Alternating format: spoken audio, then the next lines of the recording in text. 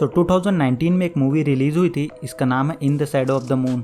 और ये मूवी मुझे काफ़ी पसंद आई और आनी भी थी क्योंकि ये बेस्ड है टाइम ट्रैवल के ऊपर और इसका यूज़ करके जो स्टोरी बनाई गई है ना वो काफ़ी सही है। चलो आज मैं डिटेल में इस मूवी पे बात करने जा रहा हूँ। Let start and welcome to series verse.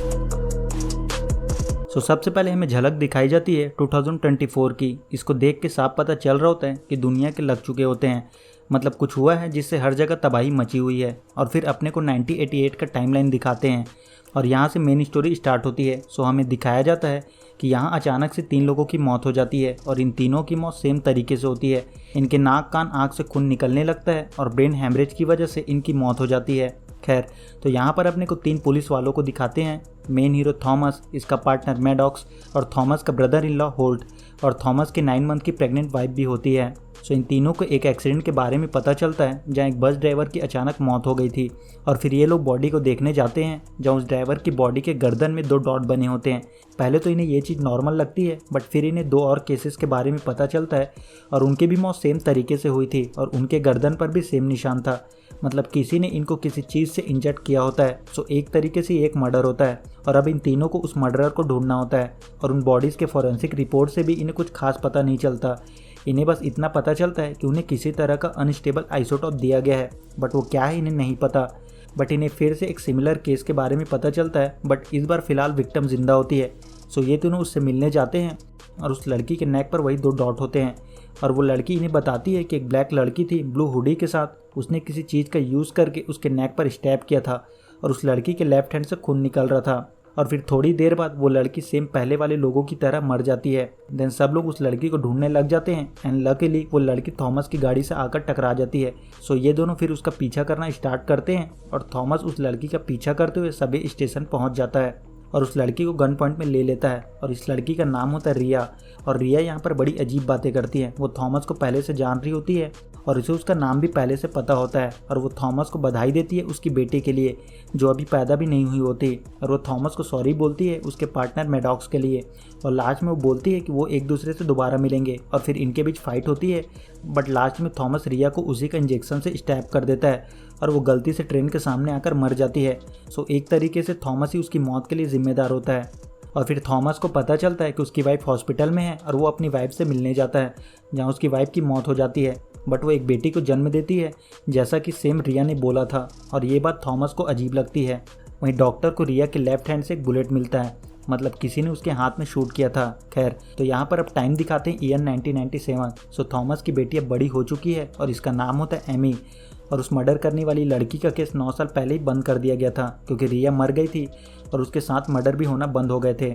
उस केस को क्लोज कर दिया गया था। बट अब फिर से थॉमस को पता चलता है कि 9 साल पहले जैसे मर्डर्स होना फिर से स्टार्ट हो गए हैं। और जब थॉमस सीसीटीवी चेक करता है तो उसे वही लड़की मतलब रिया दोबारा दिखाई देती है। इन्हें लगता है कि वो कोई पागल सन की होगी जो उसी मर्डर के स्टाइल को कॉपी कर रही है, क्योंकि शहर में 9 साल पहले हुए उन मर्डर्स की जाँच को लेकर प्रोटेस्ट चल रहा होता है। शायद उन्हीं में से किसी प्रोटेस्टर ने ये सब किया होगा लोगों को भड़काने के लिए। बट थॉमस के मन में डाउट आ रहा होता है क्योंकि उस लड़की ने उससे बोला था कि वो दोबारा मिलेंगे। थॉमस पुराने केसेस को ओपन करता है और सारे एविडेंस की फिर से छानबीन करता है और उसे उस लड़की के कपड़ों से एक की मिलता है। और जब ये लोग उस की के बारे में छानबीन करते हैं तो इन्हें पता चलता है कि वो की एक प्लेन की है और वो प्लेन लास्ट ईयर ही बनाई गई थी और इस मॉडल का अब एक ही प्लेन है जो एक डेड एयरपोर्ट में है। थॉमस अपने पार्टनर के साथ उस डेड एयरपोर्ट में जाने लगता है। तभी एक डॉक्टर थॉमस से मिलने आता है और इसका नाम होता है डॉक्टर नवीन राव और ये इसको पूरी थ्योरी बताता है सुपर मून वाली। और यहाँ पर अपने को बताया जाता है कि टाइम ट्रेवल वर्क कैसे करता है। यहाँ पर अपने को बताया जाता है कि चंद्र ग्रहण में जब चंदा मामा लाल हो जाते हैं तो इसकी वजह से अर्थ का ग्रेविटेशनल फोर्स रिएक्ट करता है और इलेक्ट्रोमैग्नेटिक पॉकेट से इसकी वजह से एक ब्रिज बन जाता है 2 टाइमलाइन के बीच, फ्यूचर और पास्ट के बीच। और इसी का यूज़ करके लोग पास्ट में जा सकते हैं। हालांकि ये 1 वे रूट होता है, मतलब टाइम ट्रेवल करके कोई पास्ट में तो जा सकता है बट वो वापस नहीं आ सकता। और ये ब्लड मून इवेंट हर 9 साल में एक बार होता है। बट ऑब्वियस सी बात है थॉमस को उसकी बातों पर यकीन नहीं होता। और फिर ये लोग उसी डेड एयरपोर्ट में पहुंचते हैं जहां वो एक बंदे से पूछताछ करता है और थॉमस उसकी शक्ल देखकर समझ जाता है कि यहाँ कुछ तो गड़बड़ है। तभी वहाँ रिया आ जाती है जिसे 9 साल पहले थॉमस ने मारा था और थॉमस को यहाँ समझ नहीं आ रहा होता कि वो जिंदा कैसे हो सकती है, ये कैसे पॉसिबल है। और यहाँ मैडॉक्स आता है बट रिया उसे गलती से मार देती है और फिर यहाँ पूरी पुलिस टीम आ जाती है। सो रिया थॉमस को अपने साथ लेकर प्लेन में निकल जाती है और वो रास्ते में थॉमस को बताती है कि उसका पीछा छोड़ दो, वो ये सब लोगों की जान बचाने के लिए कर रही है। और रिया उसे बताती है कि हर 9 साल में जब मून सेट होता है तो वो वापस आ सकती है, पर कुछ वक्त के लिए। और फिर रिया थॉमस को वहीं ओशियन में फेंक देती है और थॉमस जैसे तैसे करके बीच के पास आता है जहाँ रिया का प्लेन क्रैश होता है, बट वहाँ रिया नहीं होती। और फिर थॉमस होल्ड को बताता है कि वो लड़की जा चुकी है और वो फ्यूचर से आई थी। ना फिर से टाइम चेंज होता है और अपने को 2006 को दिखाते हैं। थॉमस अब एकदम पागल हो रखा होता है और अब इसकी लाइफ का एक ही मकसद होता है, उस लड़की को ढूंढना, क्योंकि इसे अब इस बात पर यकीन हो गया होता है कि वो लड़की एक टाइम ट्रेवलर है और इसे उस लड़की को ढूंढ कर मारना होता है ताकि वो और मर्डर ना कर पाए। बट इन सब की वजह से इसकी बेटी एमी इससे नाराज़ होती है क्योंकि ये उसे बिल्कुल भी टाइम नहीं दे पा रहा होता और होल्ट उसका ख्याल रख रहा होता है। खैर, तो थॉमस को एक बंदे हेरोल्ड के बारे में पता चलता है जिसका 18 साल पहले मर्डर हुआ था सेम तरीके से, बट इसके मर्डर को छिपा लिया गया था। मतलब 1988 में 4 नहीं 5 लोगों का मर्डर हुआ था, बट हेरोल्ड के मर्डर को छिपा लिया गया था। सो थॉमस उसकी वाइफ से मिलता है जहाँ उसे पता चलता है कि हेरोल्ड ने एक रियल अमेरिकन मूवमेंट की शुरुआत की थी और उसने अमेरिकन मूवमेंट्स के ऊपर बुक्स लिखे थे और उस बुक के ज़रिए वो अपने मेल्स अपने फॉलोअर तक पहुंचाता था और उन्हें भड़काता था और उसकी एक्स भी सेम यही करती थी। और जब थॉमस उस मेल के लिस्ट को चेक करता है तो उनमें उन सारे लोगों के नाम होते हैं जिनका मर्डर हुआ था। सो एक तरीके से रिया उन लोगों को मार रही होती है जो हेरोल्ड के साथ रियल अमेरिकन मूवमेंट का हिस्सा थे। सो थॉमस यहाँ से होल्ड के पास जाता है और उसे बताता है कि जितने भी लोगों का मर्डर हुआ है वो रियल अमेरिकन मूवमेंट का हिस्सा थे और वो कुछ बहुत बड़ा करने वाले थे, बट वो लड़की जो इन्हें मार रही है उसे फ्यूचर से एक्टिव किया गया है इन्हें रोकने के लिए और वो आज फिर से वापस आने वाली है।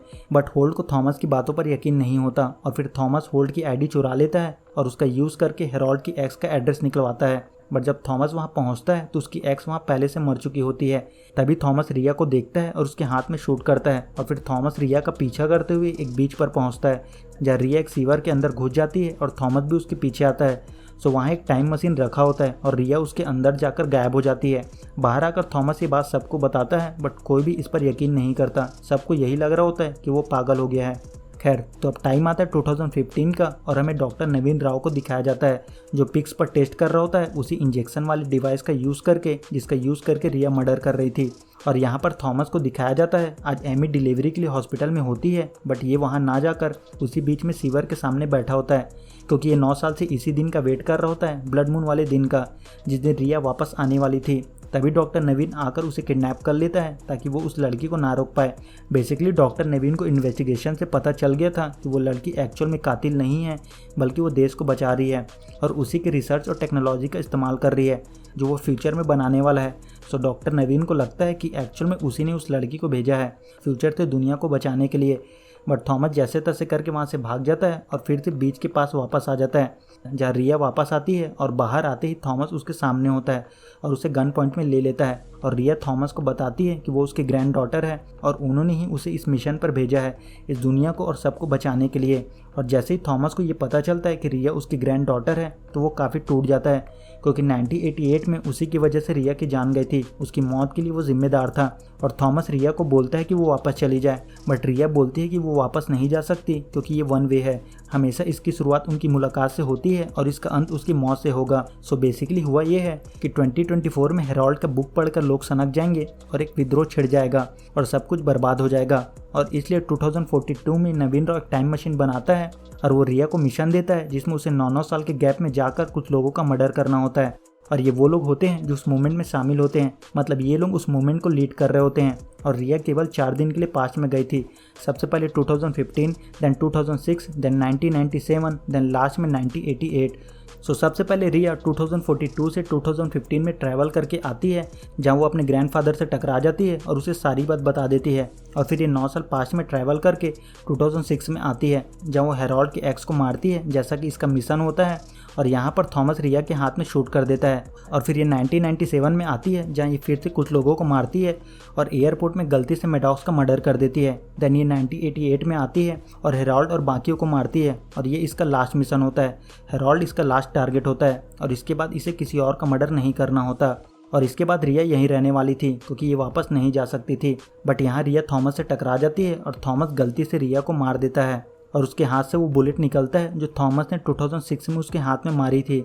और लास्ट में रिया ने अपना मिशन कंप्लीट कर दिया था, इसलिए 2024 का फ्यूचर चेंज हो जाता है। खैर, तो अब 2015 वाले टाइम में जब थॉमस को पता चलता है कि रिया उसकी ग्रैंड डॉटर है और उसकी वजह से उसकी जान गई है, उसे अपनी गलती का रियलाइज होता है कि उसे अपनी बेटी के साथ होना चाहिए था, और फिर वो हॉस्पिटल जाता है और अपने ग्रैंड डॉटर रिया से मिलता है और मूवी यहाँ से खत्म हो जाती है।